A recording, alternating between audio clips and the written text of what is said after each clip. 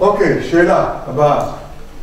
כדי לנצל את חוכמת ההמון, רצוי לשכנע ולבנות קונסנזוס, נכון? לא נכון, לא ידוע לי. זה נושא שדיברתי עליו בהרצאה הקודמת, ואני מבקש מכם פשוט להצביע על השאלה הזאת. שוב, כדי לנצל את חוכמת ההמון, רצוי לשכנע ולבנות קונסנזוס, 1, נכון, 2, לא נכון, 3, לא ידוע לי.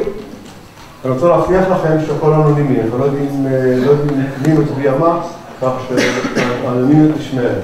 אוקיי? עכשיו בואו נצביע. בואו נראה מה התוצאות עכשיו. יפה.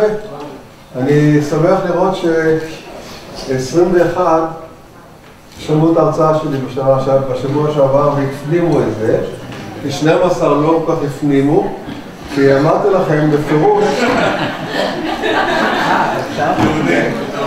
יכולים לשנות תוך כדי? שבביל, אבל רק התוצאה ראשונה טובה. סתם עברתי עליכם, התשובה הראשונה היא נכונה. אין לכם אופי.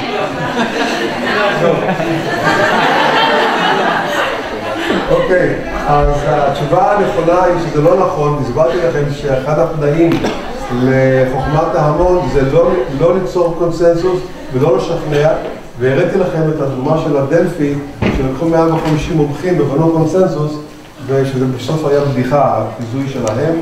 אז באמת התשובה הנכונה היא שזה לא נכון, ואני שמח שהרוב הבין את המסר מההרצאה שעברה. בבחירות הקרובות אצביע בוודאות ואני יודע לאיזה מפלגה. 2, אצביע בוודאות למרות שעדיין לא החלטתי. 3, לא אצביע. 4, אחר. אז נעבור להצבעה.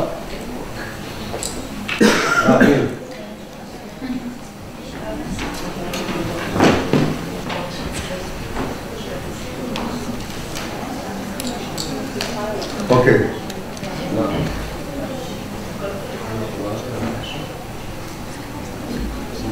טוב, מעניין. אין פה אחרים ואין פה לא כאלה שלא יצביעו.